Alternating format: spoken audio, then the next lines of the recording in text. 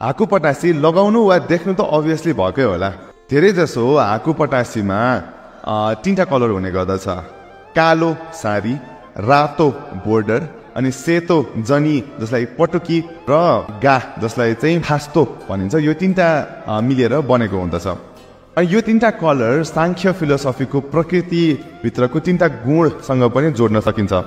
रातो रजस जसलाई चाहिँ महाकाली वा रक्तकालीको प्रतीकको रूपमा युज गर्न सकिन्छ, त्यसलाई डाइनामिजम चलायमान प्रकृति देखाइरहेको छ। त्यसै गरेर कालो जुन तमस, यसलाई भद्रकालीको प्रतीक मानिन्छ, यसले चाहिँ रेजिस्टेन्स ड्युरेबिलिटी भनेको स्थायित्व देखाइरहेको छ।